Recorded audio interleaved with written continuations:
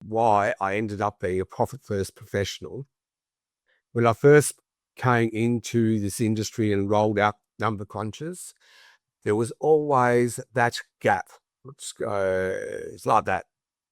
So everybody gets something from the accountant and looks at the financial statements and think, what the hell does it all that mean? And then they'll chuck everything in the drawer to get their tax done, and that's it.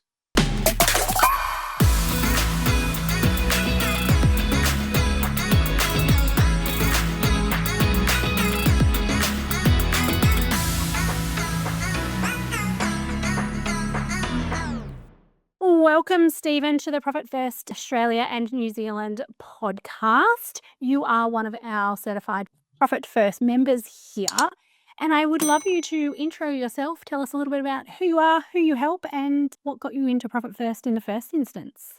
Thanks, Katie. Steven Mulligan from Number Crunchers. We're based in northern Tasmania.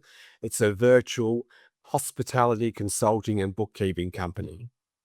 Originally, I came from corporate, working for Deloitte and various other accounting practices, and in and out of industry.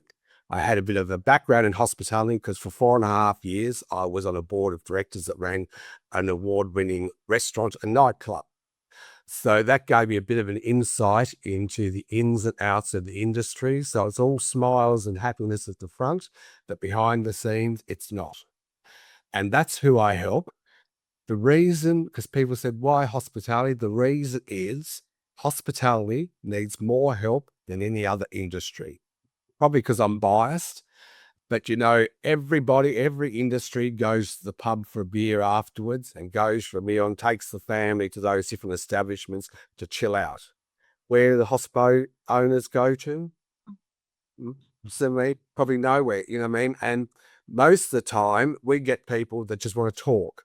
So not always is it all about bookkeeping or money management, because that's what we do. We do money management and bookkeeping and everything else. I do a lot of consulting. So they might book me for a 1 or 2 hour session where they just want to get everything out in the open and what's going on. But a lot of the time, the main question is, where's my money going? So that's when I take them through my guided money management meetings and do an analysis of all their financials in Xero and say, well, this is the story. And why did I, sorry.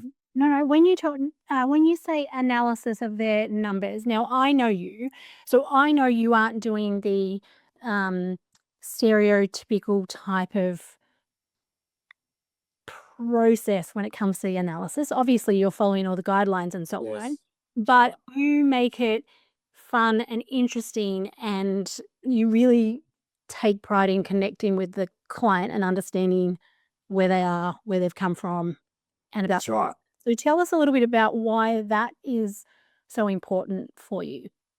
Well, it's important because I know what it's like. A doctor talks to you and says that language. Do you mean you think, what the hell are they talking about? And so with our people, they're just grassroots people.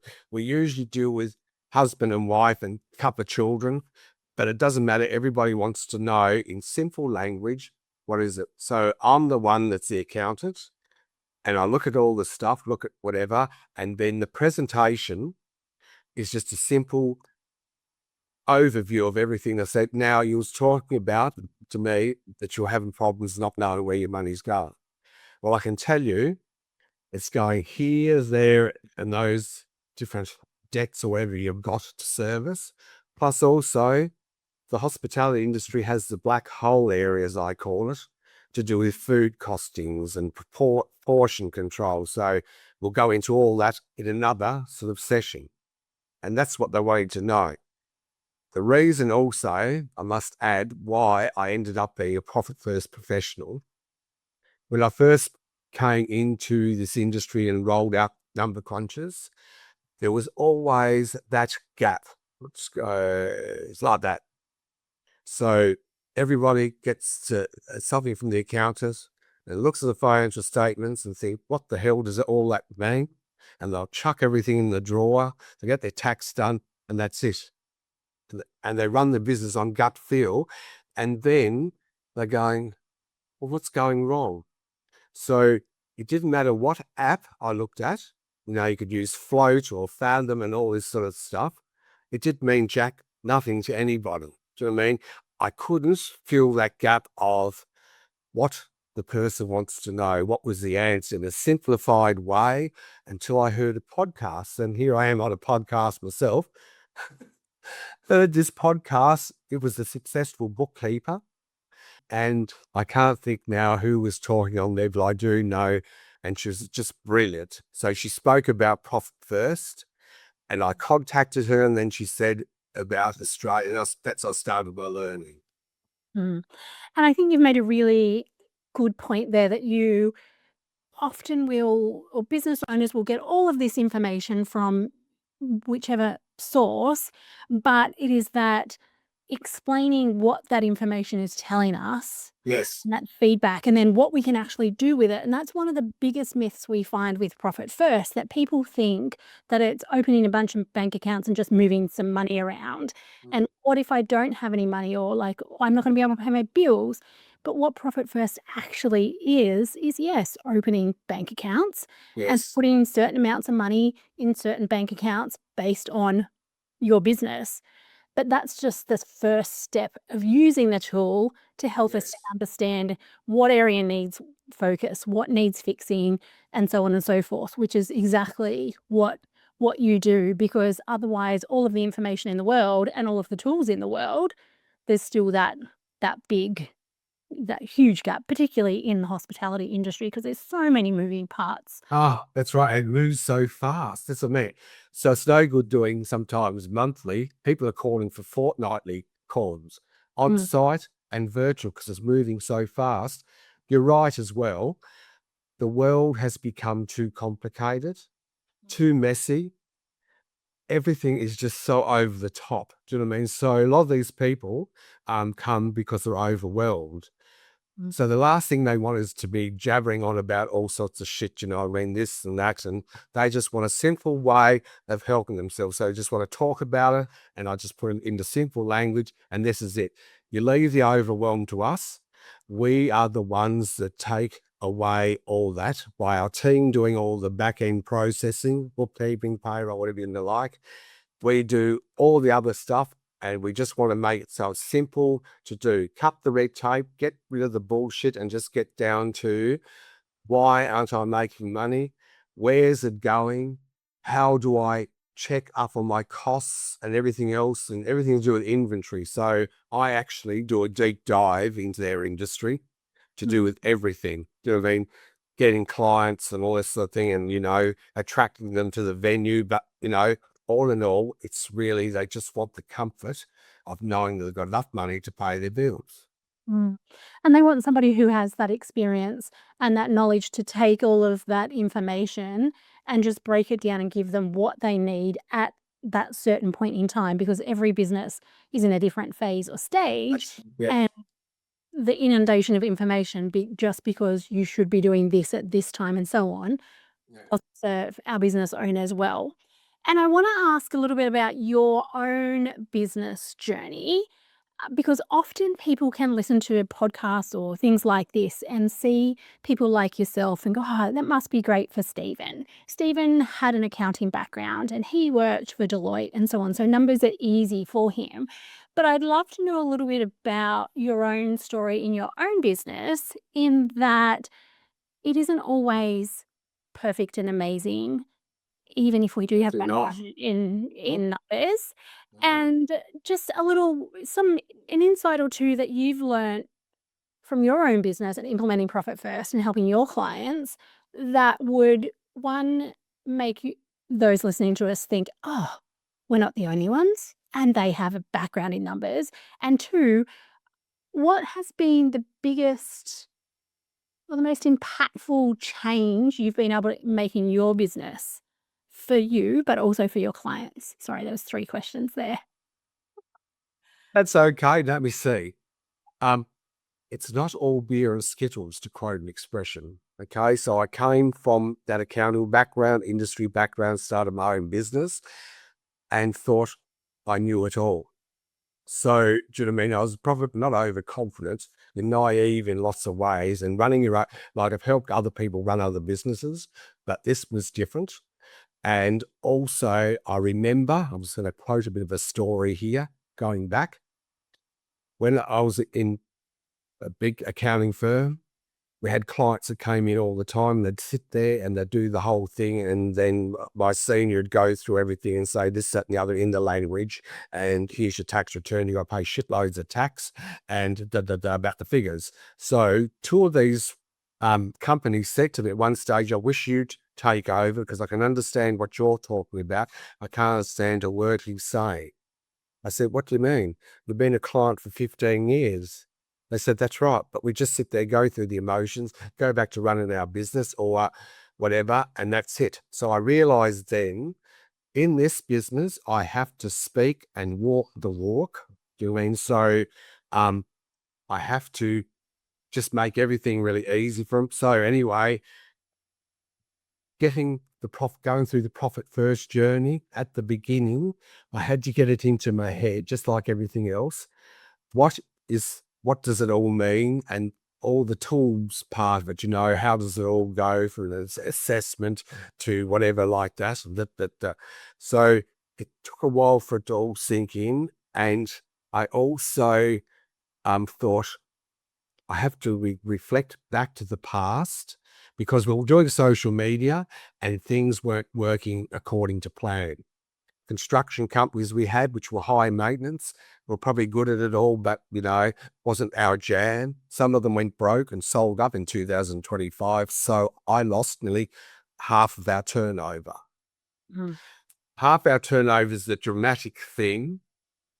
So I had to rethink what I was doing. And so I talked to one of our Profit First guides, Aisha, who clarified my thought process about reflecting on my past and hospitality, because I love hospitality.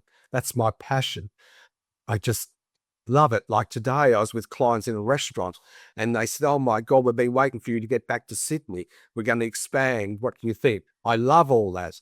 So I laser focused everything on that. And we've been going forward since then. But even so, a few things happened and a few disappointments. And as I say about business owners, it's lonely for us as well. Lonely because you're not sure what to do. And I don't think I've answered all your questions. No, and I'll just jump in there. That's a perfect example, like with you having those chats with Aishna, who's one of our, as I say, one of our guides, one of our coaches here. She was able to help you clarify your thinking and identify what you really want out of business, which is exactly what you do with your clients. Yes. You can take the potential mess that's going on in their head and what they really want and interpret that so then it works for their hospitality business because you have the experience and the tools and the knowledge to be able to tidy that all up for them. And I think that so often in business we think we are the only ones who are going through that, or where have we gone wrong, what have we done or not done.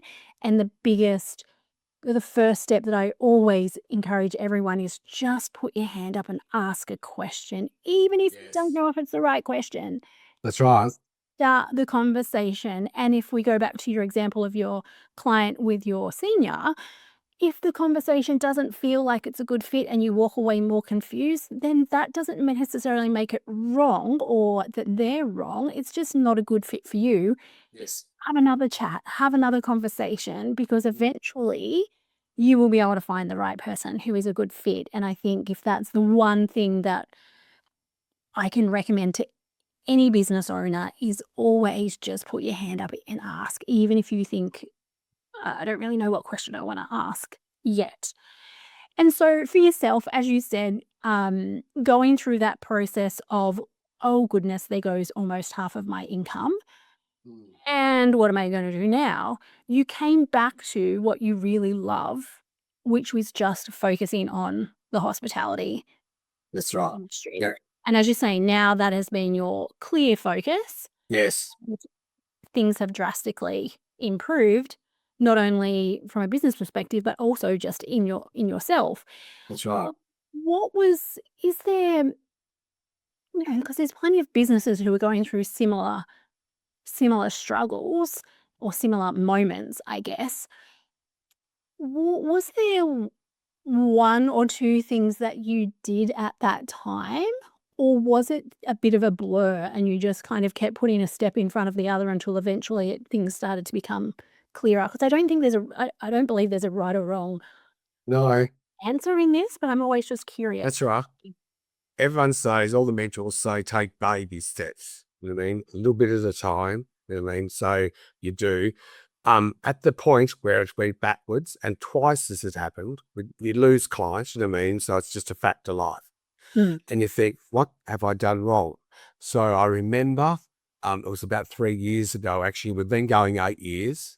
3 years ago, I just down tools. I usually walk my dogs a lot. That's my mental wellness. But I walked one suburb here, the whole suburb, 3 hours because I was suffering from overwhelm. Overwhelm, a bit of grief. So that went on for about 2 or 3 weeks. And then I thought, I have to do something. So I actually reached out to our guides again for a bit more clarity. And then it actually went on for months. Do you know what I mean? Months and months. And I thought, what am I going to do? And you feel like a failure, you know what I mean? And you have a lot of self-doubt. And then I started to think, you're not worth, what you're putting out there. And then I thought, no, I just have to do something different. So then I've looked at what I was doing, and I thought, I actually need to simplify everything. So another Profit First professional reached out to me recently and said, what did you do? And I said, I just looked at what we roll out, and business owners want things simple and easy. And so I kept on working on the business. So I knew for a start, going back 4 years ago, that I wanted to have a business, no, 5 years ago, that actually runs itself. Mm. So I engaged a team of people, some remote, some local, and pulled myself out of the equation, because I actually teach this to our hospitality owners. When you come on board with me, we're going to get rid of all the overwhelm. We're going to make things simple. Our team will do everything. You and I are going to go on the adventure, and the adventure is working on your business and talking about all the things that are wonderful. And I think that working on your business and like taking yourself out of the business so it runs yourself, at least for me early on in my business, I always thought that was something other people did and could do, and I could never do that. And that, like, how I went into business to work for myself, and now I'm going to take myself out of it. That is ridiculous. But in fact, what we want to be, why we want to be able to do that is so that we can create more jobs, we So create sustainable businesses, but also, in both your and my instance, we wanted to be able to have businesses that if family life needed our attention, that we could step yes, away without our clients being heavily affected. And so, yes, it's that conscious decision of I'm going to work on my business even when I'm overwhelmed, even when I've got all this other work to do, and it's just step by little step by little step. And that I think, you taking yourself out and walking and walking and walking, yes. even though that didn't feel like you were doing anything in or on the business, but you were No, just I getting, was working on the machine, yes, working on the machine. so important. That's exactly right. Working on the machine. I've just got to add, I actually got crabby, because all the mentors in the world, all of them say, you need to build a business that works by itself. You need to have someone that checks the work. And I suffered from a lot of grief and overwhelm, because I thought, I'm only a small business. I can't afford at the moment for that. And I was taking any clients that would pay my bills, more or less. And I thought, I wish you would all shut up, because I just can't do it. So I was doing the work myself, even though I looked at it and had the vision that I wanted to do other things. I was just in a state that I couldn't do anything. So it actually made me angry when everyone was saying, you need to do this and need to do that. And now I'm saying it, but it's only a little bit at a time. It's a movement. It's like a person, someone that has a restaurant. You can't say, well, you're going to go and have a whole franchise of them and you need to do this and work on it.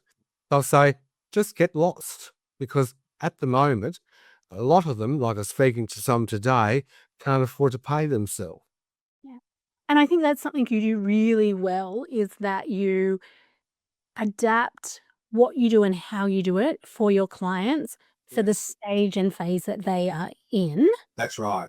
You don't just come in with a, this is how I do it, this is how it has to be done.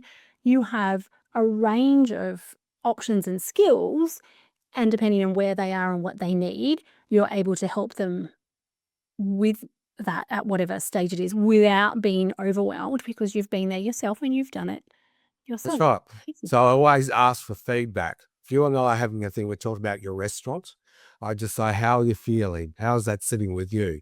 And then you let me know, and I customize. It's just like with the profit first scenario in the money management section. We tweak the percentages. It's not set in stone. We look at where they are now, where they want to go to, the gap in between, how we're going to get there. And as we go along the journey, and there's speed bumps, life bumps all the way along. So, oh shit, that hasn't worked. Oh no, well, we'll turn down the operating expenses and up the profit thing. Or as some of our clients have a food and beverage account, they have a wages account, they have the profit, owner's pay, and so another one of our restaurants that's on the advanced system has 10 bank accounts. But they're really enthusiastic, and they'll ring me up and say, do you know what? And I say, what?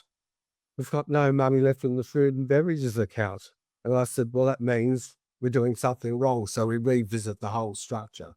It's feedback for us, isn't it? Yes, that's right. Again, one of those, another misconception is like, oh, well, if I've got no money in the bank accounts because I've put it in profit or elsewhere, I'm not going to be able to pay my bills. I've got to pay my bills. It's like, no, that's feedback, letting you know that something that you're doing isn't working. And Yes, because of the bank accounts, we can identify much quicker which area needs that focus. And of course, clients won't start out at that stage of those clients. Everyone that's there at their beginning, and that's different and customized depending on what they need. Can I just raise a point that's in my mind, and I've just got to get it out and say it on the podcast? I've been in lots of groups where bookkeepers have said it doesn't work. No, profit first doesn't work. Some of them said, you got a whole string of bank accounts and the bank accounts are empty, and I'm forever reconciling the bank accounts. And this, that, and the other. Well, not that I say a lot, but of course, if you're spreading money and there's no profit, well, it won't work. It doesn't matter how you spread it. But the fact of having a structured approach at looking at your money and being able to look on your phone and see what's going on allows you to have a conversation with a professional, not a bookkeeper, a profit first professional, to say there are things happening in your business that are not right. So there's alarm bells ringing everywhere. Okay, so if there's no money in the profit account, you'll know we're in serious trouble. But the thing is, we get yes, threats. Why is that? that's right. Not, oh, this isn't working. No, Why is that? Because, and that's when we start to investigate and dig deep and ask the questions.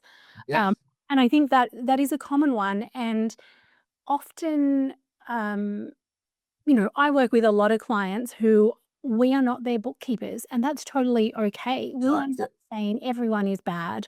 What we are simply saying is, like anything, if you're wanting to implement profit first, let's say, and you ask somebody who has potentially maybe read the book, and only ever seen very bad bookkeeping files with what was supposedly profit first in it, well, then of course you're going to say it doesn't work.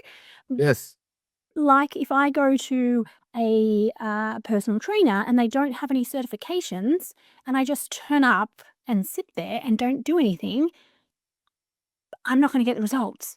But if I go to a certified personal trainer who has experience, who has done what I need to have do with client after client after client, they're going to be able to know and understand how to do it properly and quicker and easier and simpler.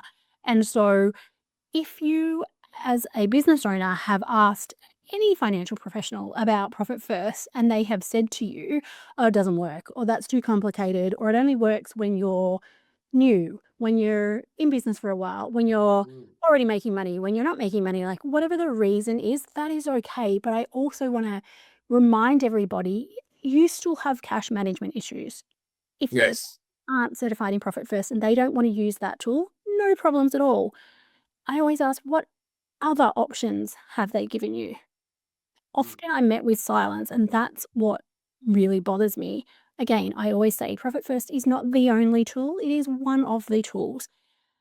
But our business owners are screaming out for help, and I would just encourage you, if you are one of those business owners, to reach out to the right financial person to ask the right questions of. And I'm a big believer in your financial team, your tax accountant, your amazing bookkeeper, your Profit First coach. Often you'll potentially have a business coach, sometimes a financial planner, sometimes a mortgage broker.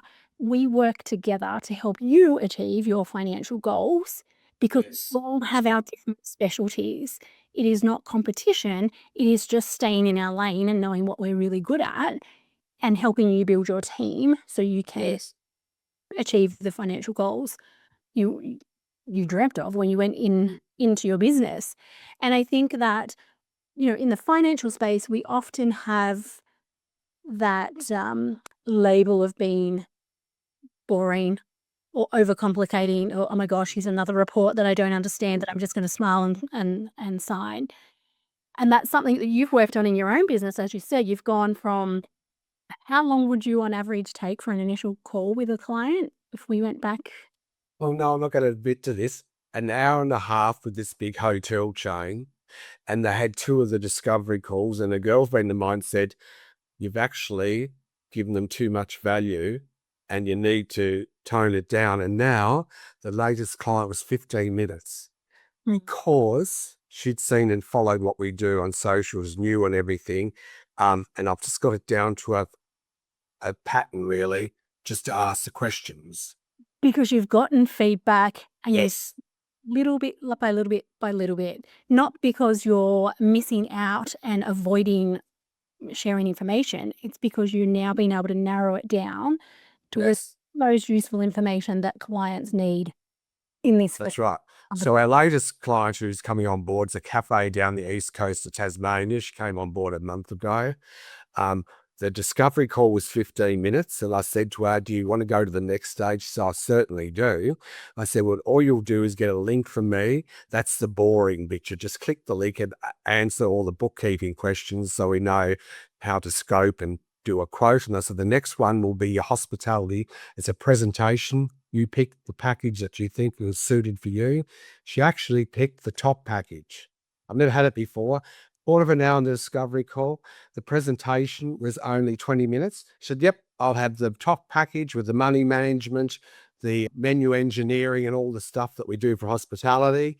And then I said, well, next thing is your onboarding and training session. And that was an hour to begin with. And then we do the baby steps into the transition with everything.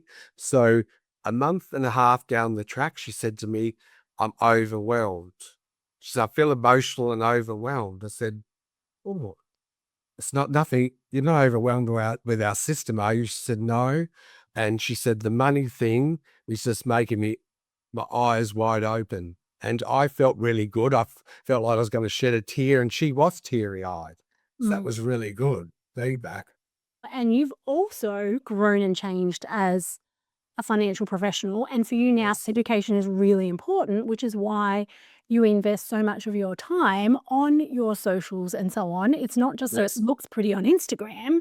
No. You are doing that so you can educate those hospitality owners who are following you to help them understand what else is available, because this hasn't always been available to everyone. Times change, and that education piece is something that we obviously value extremely, extremely well. I wanted to wrap it up with one final thought or recommendation or suggestion um, for those business owners out there who are a little bit overwhelmed or a little bit, confused or not feeling like they've got a clear path forward. From your experience in your own business, what's one little hint or tip or suggestion that you would like to leave with them? Don't be scared to ask the question. And no, I know it sounds funny, but they say no questions. There's no silly questions, and that's right. The thing is, it is a fact in life that everybody is in a situation where the economy is unstable and money is a big thing, and they call it cash flow. So let's find out what cash flow is.